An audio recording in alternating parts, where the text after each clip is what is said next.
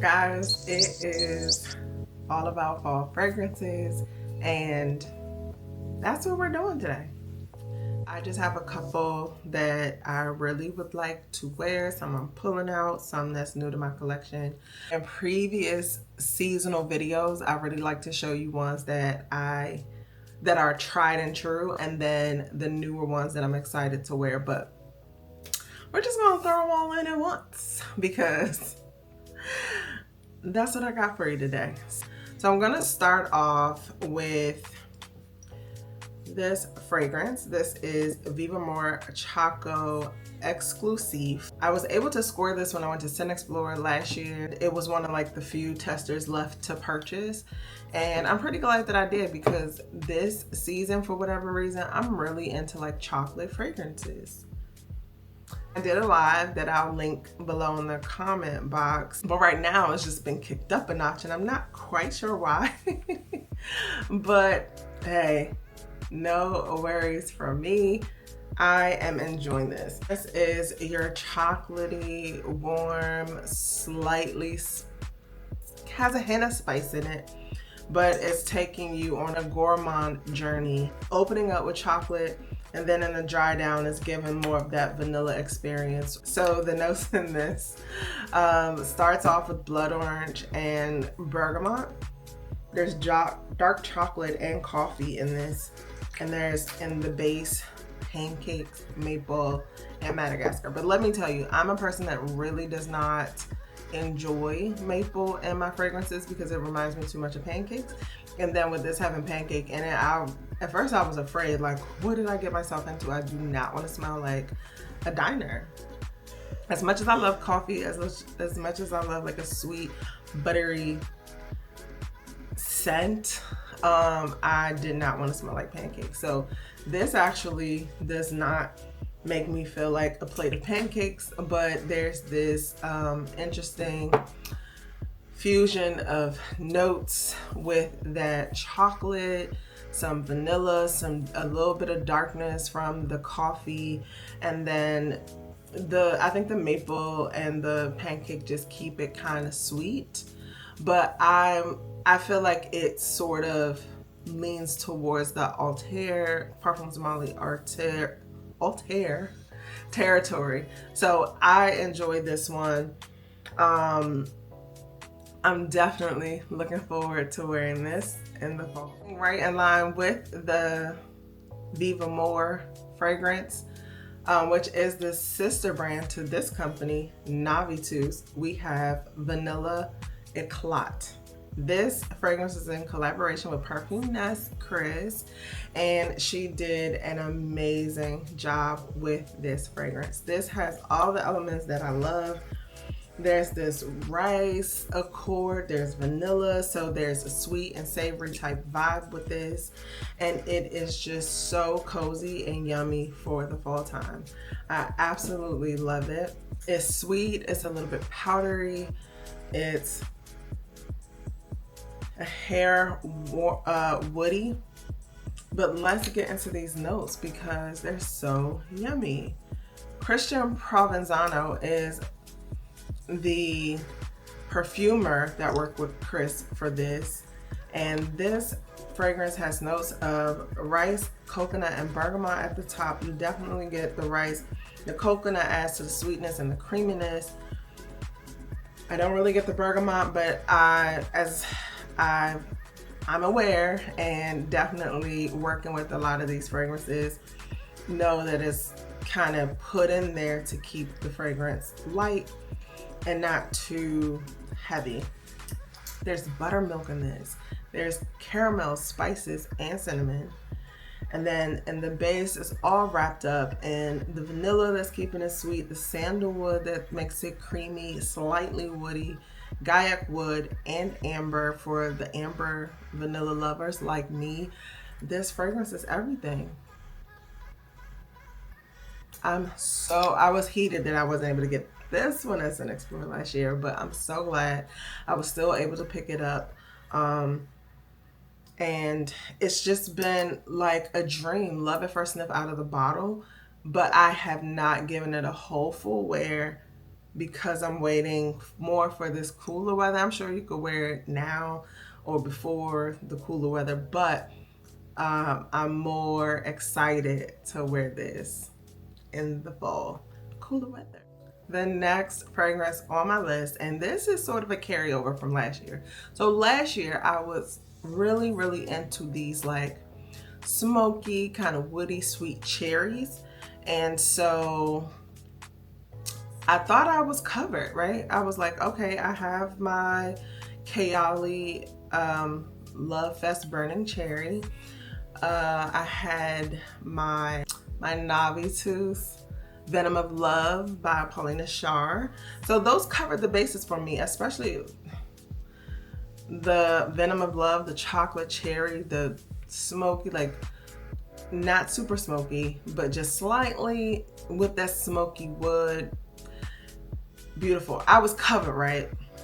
So then Sit-In entered my life and I was like, but I'm good. I already had the Kayali and the Navitus, like I'm good. But she just added a little more love to that category and I'm so excited to have her. She's such a good one. You're gonna definitely get more of that like spicy woody feel with this one. The notes for this are cherry and pepper, and you absolutely get that at the top. There's oud, lactones, and incense in the middle. So between the pepper, the incense, the labdanum, like these are notes that are really coming across with so much depth. Some wood, a little bit of smoke, but that sweet cherry just continues throughout the fragrance. And the base, there is benzoin, cypriol oil, and labdanum and moss. So she is everything sexy, alluring,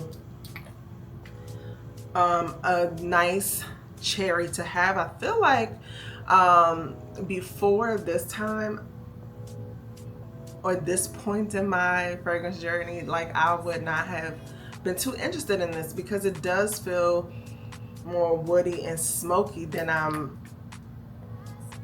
feel like being involved with. but I like her for the cooler weather. So right now I think sometimes the spices, the smoke, the woods can just feel a little too much for me. But I just need some cooler weather in the fall time to just break this out and get into it all. All right. So the next one I have is, this is a throwback. This is one of my first loves when I started getting more into fragrances and right before I started this fragrance on YouTube thing. I walked into Sephora one day and picked up this particular fragrance and was mind blown, maybe, because I just knew I had to have it. I just remember sniffing it and being like, oh my God, this is beautiful. I have to have it. The fragrance I'm talking about is Viktor and Rolf's Dancing Roses. It was part of their Magic collection that they really just need to relaunch. All of these dupe companies just missed an amazing opportunity because this fragrance is everything. The type of cherry that is in this is just so good. It's juicy, it's a little tart, it's robust, like, and then you add a beautiful, slightly jammy rose behind it. I know, it sounds like, okay, we've smelled that before, roses and cherries, but this one is just magical to me. It's appropriately part of the Magic collection with Viktor and Rolf, but this is so good. Let me give you some notes because I'm still enamored with this fragrance. And this is why I was just like, you know what, Kia, you need to break this out and wear her. Wear it. Stop holding on to this. Like, this is a travel. I gotta back up. But this is a travel. Like, wear it. I actually wore this for my birthday one year. I can link that video because I talked about it as well on here. But I just really enjoy the tart, juicy cherry that's in this fragrance that stays throughout the fragrance, and it wears very well.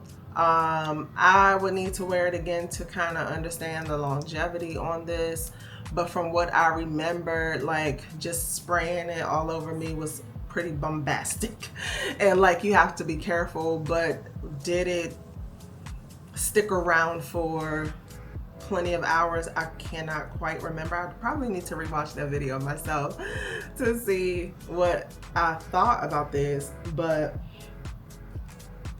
let me tell you the notes. This is a Sonia Constant fragrance. I really like Sonia. I love her creations. So she did her big one with this. She's done some big ones, but I think she did one of her biggest ones with this. Like, this was out before the cherry craze popped off. In my opinion, I would have to look up. You know what? Let's do that now. This was launched in 2017. Let's see when Lost Cherry was launched, because I do not remember.